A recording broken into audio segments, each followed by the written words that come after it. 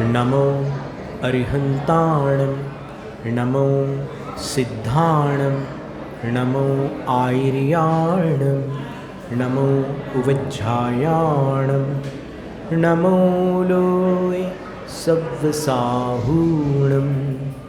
ईसो पंच नमो यारो सव्वपावप्पणासनो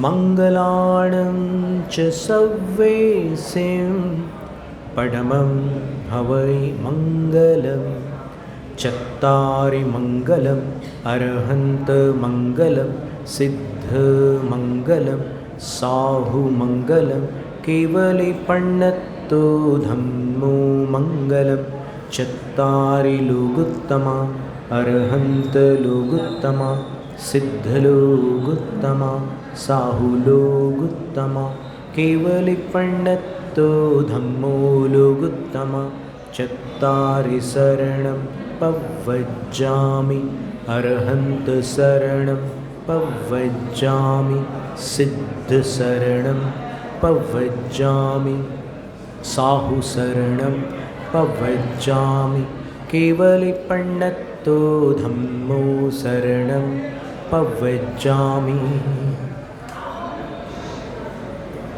तीन लोक तीन काल के पंच परम गुरु अरहंत सिद्ध आचार्य उपाध्याय और सर्व साधु परमेष्ठी भगवंतों को भक्तिपूर्वक नमस्कार।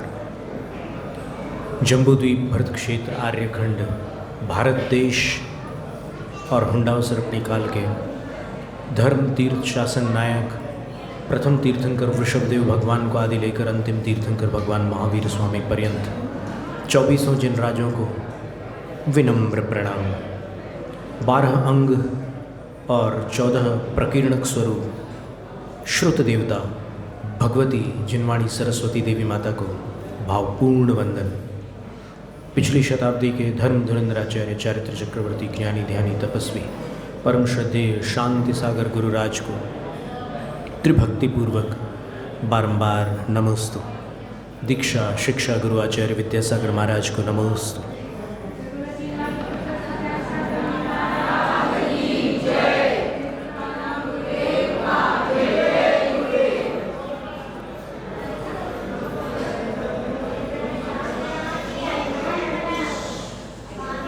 दशलक्षणी पर्व में जैन समाज दिगंबर जैन बंधु और पर्युषण पर्व में 8 दिनों के लिए श्वेतांबर जैन बंधु जो इससे बिल्कुल पूर्व में आते हैं। 7 तारीख को उनका पूरा हुआ, 8 को दिगंबरों का प्रारंभ हुआ। तो ऐसे पूरे 18 दिन का एक सत्र रहता है। इन 18 दिनों में जैन लोग जितना त्याग, जितना नियम, जितनी भक्ति, जितना संकल्प आदि करते हैं और जितने अनुष्ठान आदि करते हैं वो एक प्रकार से देखा जाए तो साल भर के लिए अपनी बैटरी चार्ज कर लेते हैं। फिर 10 दिनों के बाद अगले साल 10 दिनों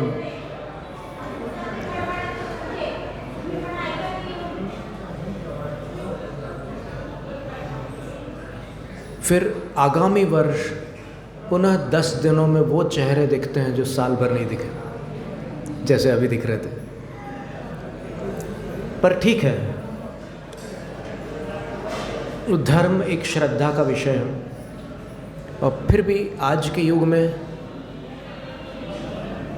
जो वैज्ञानिक उन्नति का युग है, आर्थिक स्पर्धा का युग है, नए नए साधनों का युग है और कंप्यूटरों का युग है। आज कुछ लोगों के मन में शंका उत्पन्न होती है कि ये पुराने ज़माने के शास्त्रों में बताया हुआ धर्म,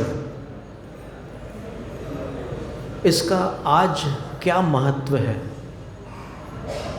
ठीक है, अपन ये सब क्रियाकांड करते हैं और कुछ स्वाध्याय वगैरह कर लेते हैं, ज्ञान कांड, पर ठीक है, एक परंपरा निभाने के हिसाब से ठीक है, पर अंदर से जो एक आनंद और एक संतुष्टि होनी चाहिए, वो कभी कभी अनुभव में नहीं आ पाती। कितने लोग पूछते हैं कि अभिषेक के समय क्या सोचना। इसका उत्तर है कि ये प्रश्न ही नहीं पूछा जा सकता, क्योंकि वहाँ कुछ सोचना नहीं पड़ता, वहाँ तो भक्ति प्रवाहित होती है। सोचने की क्या बात है? जब तक सोचोगे तब तक भक्ति कैसे होगी? और हम आपको कुछ आज आपके सामने कुछ विज्ञान को चुनौती देने वाले धर्म के अतिशय बताना चाहते हैं। अभी 2 वर्ष पूर्व एक साइंटिस्ट अमरीश मेहता पुणे आए थे और उन्होंने अपने यंत्रों से जांच करके देखा, तो उन्होंने 2 पात्रों को बुलाया था, एक पुरुष को और एक बहन को, मंच पर, और दोनों को अपने यंत्रों से उन्होंने चेक किया। तो एक के गले में और एक के पेट में कुछ असंतुलन पकड़ में आया। फिर उन्होंने, देखिए, ये सार्वजनिक प्रयोग था और आप भी कर सकते हैं। क्या प्रयोग किया उन्होंने सभा से कहा कि ये जिनको पेट में है, कोई डिफेक्ट है पेट में, उनसे मैं उनके हाथ ऐसे रखवा रहा हूँ पेट पर, और आप लोग सब ओम ह्रीम नमो लोहे सव्व साहुणम 9 बार पढ़िए। और उन्होंने, सब ने, पब्लिक ने पढ़ना चालू किया। फिर उन्होंने कहा कि अब हाथ हटा लो, और वापस उस यंत्र को ला करके उन्होंने जैसे ही उसमें चेक किया, जांच की, तो फिर वो सामने एक बहुत बड़ा स्क्रीन लगा हुआ था।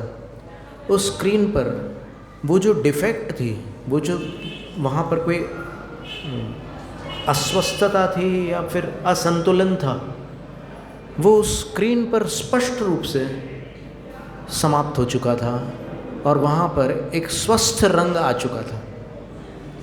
इसी तरह उस बहन के लिए जब किया उनने यहाँ पर ऊपर, तो उनने कोई दूसरा पद दिया नमोकार मंत्र का, और फिर पब्लिक ने उसको पढ़ा, और उसके बाद फिर से उनने वो यंत्र लगाया, तो वहाँ पर पर्दे पर वो भी स्वस्थ हो गई। अब आप सोचिए कि यदि 9 बार, अरे एकदम अच्छा चल रहा था वो, एकदम ठीक चल रहा, अभी आवाज़ बिगड़ गई, पर आवाज़ तो बिगड़ गई ना, सीटी आने लगी।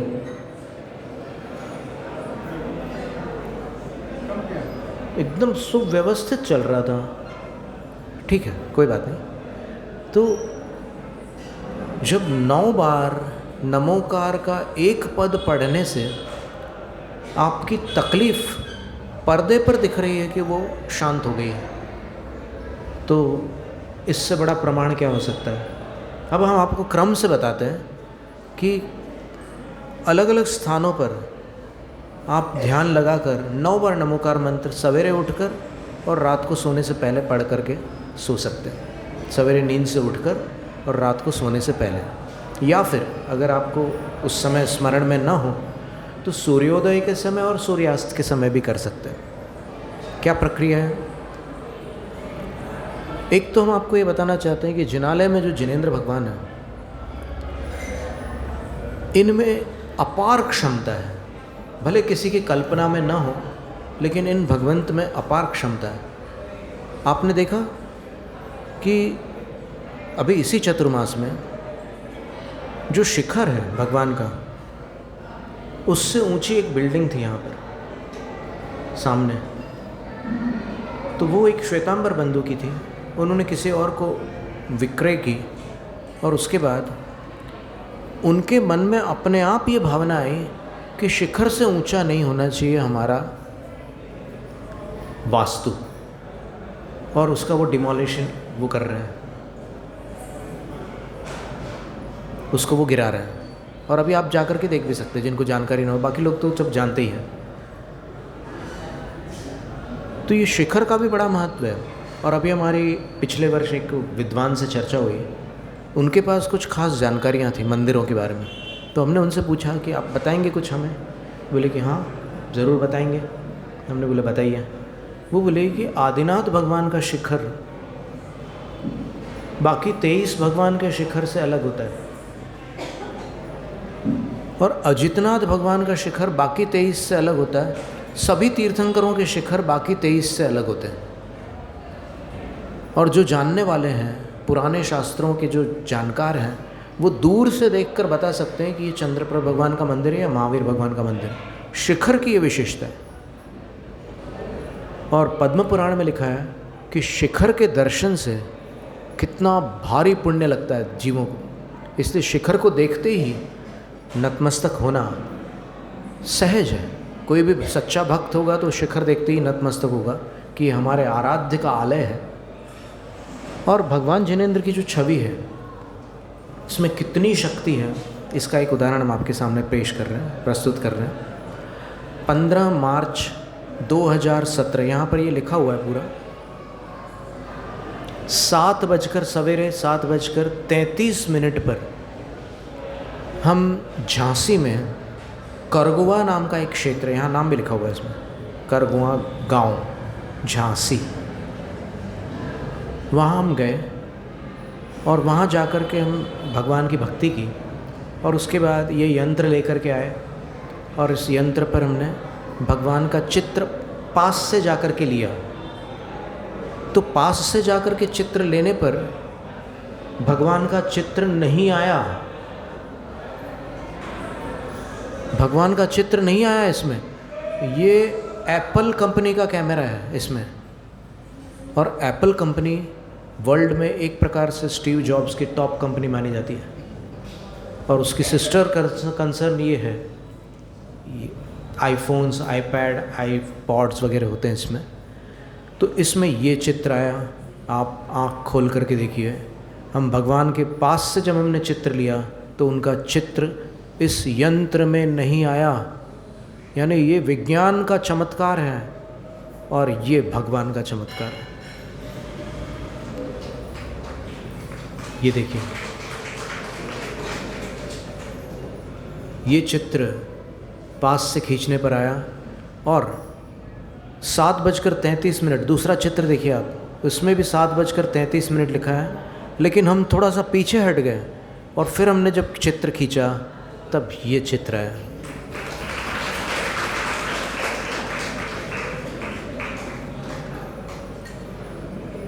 तो धर्म कोई पुराने ज़माने की आउटडेटेड वस्तु नहीं है, और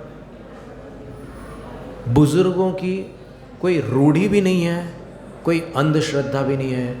ये पूर्णतः वैज्ञानिक है। विशेष रूप से जैन धर्म के विषय में तो कहा जा सकता है कि इसका जो चरणानुयोग है, उसके लिए कदम कदम पर विज्ञान का समर्थन ही प्राप्त होता है। ये ठीक है, ये ठीक। जैसे रात्रि भोजन, तो रात्रि भोजन के लिए विज्ञान का कहना है कि 3 कारणों से रात्रि भोजन का त्याग स्वास्थ्य के लिए लाभदायक है। कौन से 3 कारण? 1, सोने के पहले जो भोजन किया गया है वो आमाशय में पहले जाता है, और आमाशय से फिर आंतों में जाता है, स्टमक से इंटेस्टाइन्स में जाता है। तो सोने के पहले स्टमक खाली होना चाहिए, और वो तभी संभव है जब आप दिन ढलने से पहले भोजन कर लो, और फिर 3-4 घंटे बाद वो भोजन पूरा आंतों में सरक जाता है। एक बात। दूसरी बात, रात को वैज्ञानिकों का क्या कहना है, अपनी आँखों के अंदर 2 कोशिकाएं होती हैं, उनमें से एक रॉड सेल्स है, दूसरी कोन सेल्स है। तो जो कोन कोशिका है उससे अपन रंग देखते हैं, और जो रॉड कोशिका होती है उससे अपन ब्लैक एंड वाइट देखते हैं, काला और सफ़ेद। तो रात में रंग देखने वाली कोशिका सुषुप्त होती है, सो जाती है, इसलिए रात को कभी भी सही रंग नहीं दिखते। पुराने लोग कहते हैं कि कपड़े खरीदना हो तो दिन में खरीदो, रात में उसका सही कलर नहीं पकड़ में आएगा और सुबह धोखा खाओगे। क्यों? तो रात में रंग दिखते नहीं। फिर रात में आप भोजन अगर करते हैं तो फिर भोजन में जो दिखना चाहिए वो नहीं दिखता। कीड़ा जीरा दिखता है,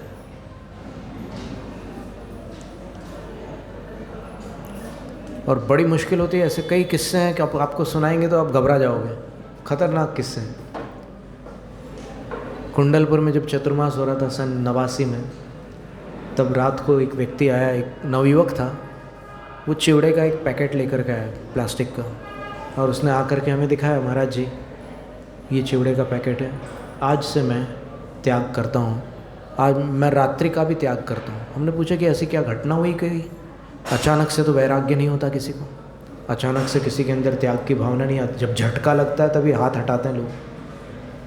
तो उसने बताया कि महाराज इस पैकेट के अंदर ये जो बिजली का कीड़ा होता है, जो दिवाली के आसपास खूब निकलते हैं ना, वो काले रंग के, और फिर गंध भी आती है उसकी, पता है आपको? तो वो कीड़े थे उसके अंदर, पैकेट के अंदर। तो रात में समझ में नहीं आता, वो चिवड़ा बनाते जा रहा है, उसमें तेल में तलते जा रहा है, और फिर उसमें से निकाल करके ठंडा कर रहा है और उसको पैकेट में भर रहा है, और उसको पैकेट को सील करके बेच रहा है। उसके अंदर कीड़े निकले तो उसके होश ठिकाने आ गए कि रात को हम क्या क्या खा जाते हैं। और अगर ये चिवड़ा मैं अंधेरे में बैठकर दोस्तों के साथ खा रहा होता तो स्वाद बिगड़ जाता, क्योंकि उसका स्वाद निश्चित रूप से ख़राब होता है। तो मेरी क्या हालत होती, और बीमार पड़ता वो अलग। तो ये रात्रि भोजन के त्याग में आँखों की कौन कोशिका नुकसान काम नहीं करती, इसलिए दिखाई नहीं देता ठीक से। तीसरी बात, विज्ञान का कहना है कि रात में पेड़ पौधे कार्बन डाइऑक्साइड छोड़ते हैं। बच्चे जानते हैं कि दिन में पेड़ पौधे क्या छोड़ते हैं? ऑक्सीजन। तो दिन के वातावरण में ऑक्सीजन भरपूर होता है और रात में कार्बन डाइऑक्साइड भरपूर होता है। आप कार्बन डाइऑक्साइड में अगर भोजन करोगे तो शरीर को भोजन पचाने के लिए जो ऑक्सीजन चाहिए वो कहाँ से लाओगे? तो भोजन ढंग से पचेगा नहीं, बीमारियां पैदा होगी, शरीर में टॉक्सिसिटी आएगी। और टॉक्सिसिटी की पहचान बताई डॉक्टर रॉन कॉल्बर्ट ने बोला है कि अंगूठे में एक चंद्र का आकार रहता है। आप देखिए अपने अंगूठे में एक ऐसे चंद्रमा जैसा नीचे छोटा सा ऐसा आकार होगा। तो वो आकार अपने शरीर में जहर जाते हैं, जब जहर भर जाता है तो वो आकार चला जाता है, विलुप्त हो जाता है। जो लोग चांदी के दांत भरवाते हैं या फिर सोने के भरवाते हैं, उनके शरीर में भी वो विषैले तत्व आने लग जाते हैं, क्योंकि उसके साथ पारा होता है और पारा एक विषैला पदार्थ है।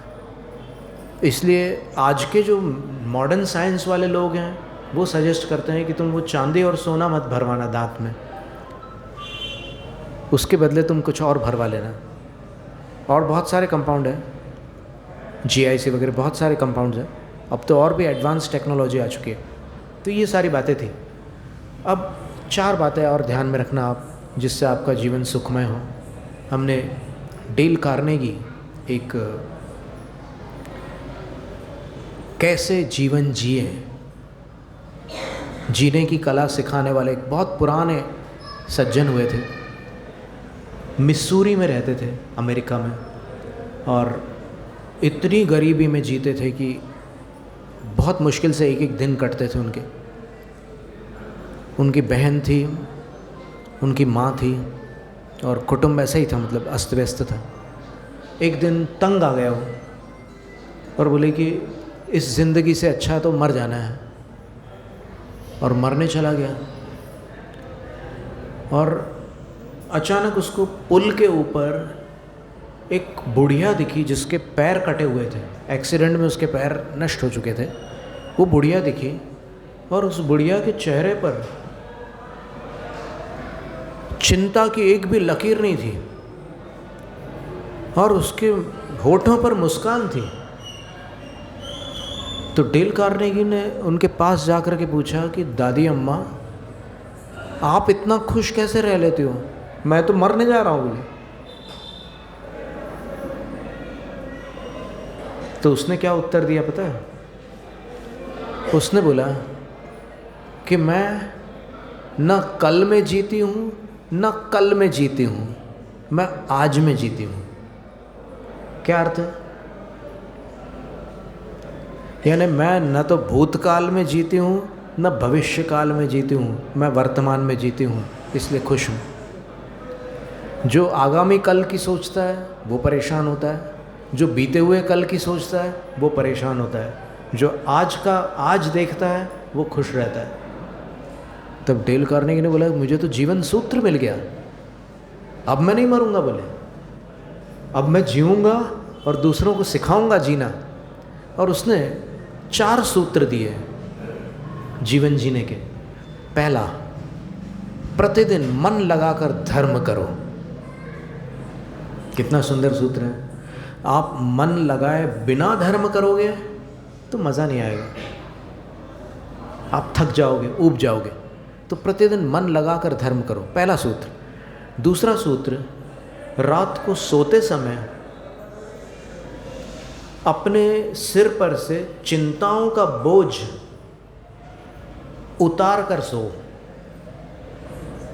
कुछ समझ में आ रहा है आपको? कैसे उतारोगे?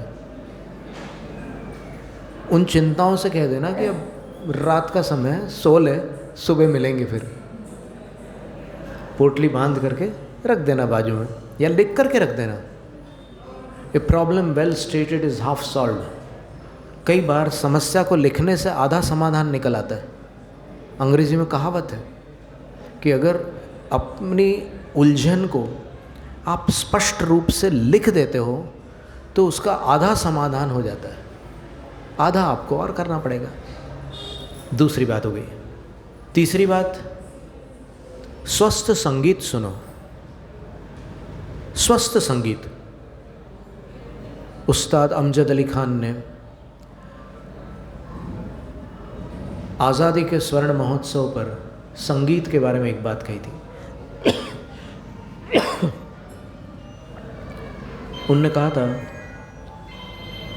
कि पुराने संगीत को सुनकर सिर हिला करते थे, नए संगीत को सुनकर पैर। नए संगीत को सुनकर पैर हिलते हैं, पुराने संगीत को सुनकर सिर हिला करते थे। तो संगीत ऊपर से नीचे आया है पर फिर भी जीवित है। पुराना संगीत अब भी जीवित है। कई लोग शास्त्रीय संगीत में रुचि रखते हैं, रागों का बड़ा असर होता है, और फिर एक ही वाक्य को अगर अलग अलग प्रकार से बोला जाता है तो उसका अलग प्रभाव पड़ता है। जैसे हम 4 पंक्तियाँ बोलते हैं राग शिवरंजनी में, मिश्र शिवरंजनी में, उसको सुनने वाले कहते हैं कि हृदय भर आया, और कई बार कई लोगों के जीवन बदल जाते हैं। बीतने वाली घड़ी को, बीतने वाली घड़ी को कौन लौटा पाएगा, यह सुअवसर खो दिया तो अंत में पछताएगा, जिंदगी भर का कमाया साथ में क्या जाएगा, जिंदगी भर का कमाया साथ में क्या जाएगा, इस धरा का, इस धरा पर सब धरा रह जाएगा। तो स्वस्थ संगीत सुनना सुखी जीवन का तीसरा सूत्र है। रात को सोने के पहले जो 20 मिनट तक कोई पाठ करके सोते हैं, कुछ ही दिनों में उनको खर्राटे आना बंद हो जाती है। ये प्रयोग सिद्ध है। रात को आप सोने के पहले पूरा कुटुंब मिलकर कोई पाठ कर लो, मराठी पाठ भी हो सकता है, संस्कृत पाठ भी हो सकता है, हिंदी पाठ भी हो सकता है, प्राकृत पाठ भी हो सकता है। कोई भी पाठ करो आप, पूरा कुटुंब मिलकर, तो कुटुंब में जो खींचातानी होती है वो भी कम हो जाएगी और खुर्राटें आना भी बंद हो जाएगी, तो आपका जीवन सुखी होगा। तो स्वस्थ संगीत जीने का तीसरा सूत्र है। पहला क्या था, एक बार थोड़ा देख लेते हैं, नहीं तो फिर आगे पाठ पीछे सपाट। पहला क्या था, प्रतिदिन मन लगाकर धर्म करो। दूसरा,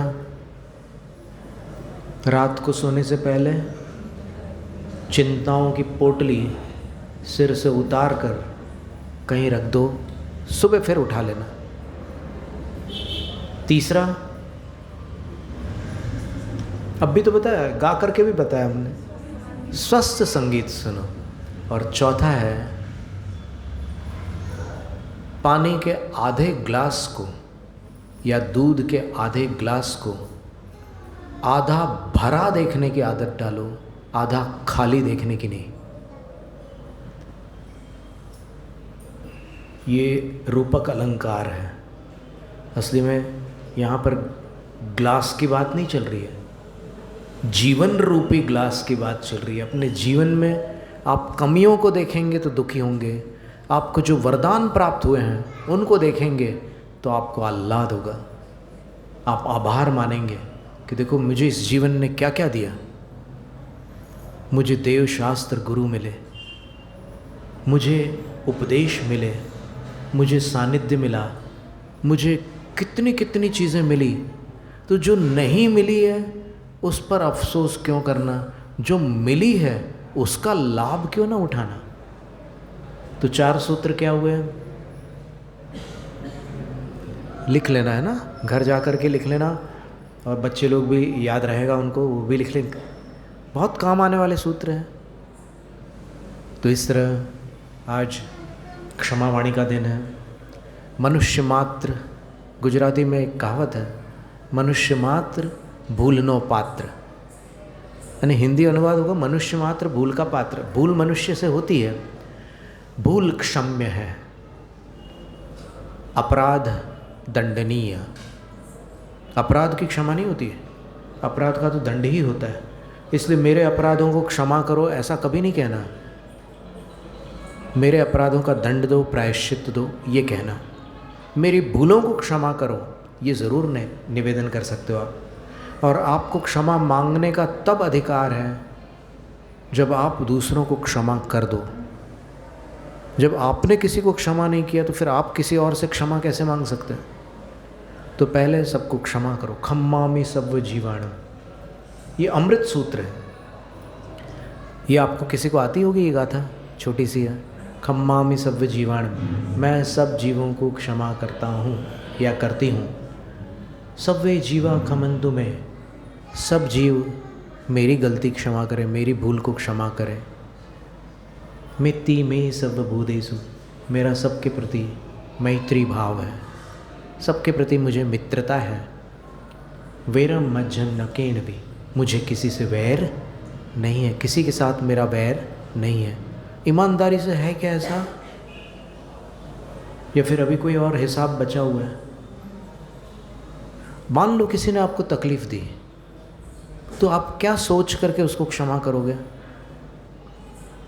हमने तो एक बात सोची है कि हम ये सोचेंगे कि अब हिसाब बराबर हो गया, हमने इसको पहले तकलीफ़ दी थी, इसने अब हमें तकलीफ़ दे करके हिसाब बराबर कर दिया, अब आगे सिलसिला नहीं बढ़ाना है, खल्लास, यहाँ फिनिश हो गया। उत्तम क्षमा, सबको क्षमा, फिर सबसे क्षमा। देखिए क्रम कितना सुंदर है, पहले आप सबको क्षमा करो, फिर सबसे क्षमा मांगो। ओम नमः, ये बोलते हैं ना पुष्पदंत आचार्य महाराज के संगस्थ लोग, ओम नमः, सबको क्षमा, सबसे क्षमा। तो क्षमा वाणी का दिन है आज। पहला दिन उत्तम क्षमा का दिन था, वहाँ भूमिका थी क्षमा की, अब यहाँ पर क्षमा का प्रायोगिक रूप है। क्षमा मांगने के लिए सरलता चाहिए और क्षमा करने के लिए प्रेम। पद्म पुराण में एक कथानक आया कि 2 राजाओं में युद्ध हो रहा था और युद्ध होते होते अचानक उनको पता चला कि हम दोनों जैन हैं, तो दोनों ने आपस में एक दूसरे से क्षमा मांगी, गले मिले और बोले कि हम क्यों लड़ रहे हैं, हम लड़ ही नहीं सकते, संभव ही नहीं है, कैसे लड़ सकते हैं हम? आप भी उन्हीं के भक्त हो और मैं भी उन्हीं का भक्त। क्या भक्त भक्त का शत्रु हो सकता है? असंभव। इसी प्रकार अगर सूक्ष्मता से अपन देखें तो अपन सब का शत्रु एक है, वो है कर्म, और अपना सबका मित्र एक है, वो है धर्म। तो बताओ अब अपन एक हों या ना हो? कुछ समझ में आ रहा है आपको? जब शत्रु और मित्र एक हैं, सबके शत्रु कौन है? कर्म। और सबके मित्र कौन है? धर्म। जब शत्रु और मित्र सबके एक हैं तो फिर अपन अनेक कैसे हो सकते हैं? जैनम जयतु शास्त्रम। शास्त्र पठन में मेरे द्वारा यदि जो कहीं कहीं प्रमाद से कुछ अर्थ वाक्य पद मात्रा छूट गई, सरस्वती मेरी उस त्रुटि को कृपया क्षमा करें और मुझे कैवल्य धाम में माँ अविलंब धरे। वांछित फलदात्री चिंतामणि सदृश मात तेरा, वंदन करने वाले मुझको मिले पता मेरा। बोधि समाधि शुद्ध भावना आत्म सिद्धि मुझको मिले और मैं पा जाऊँ माँ मोक्ष महासुख को। हमारी बातों से किसी को तकलीफ हुई हो तो उसके लिए उत्तम क्षमा।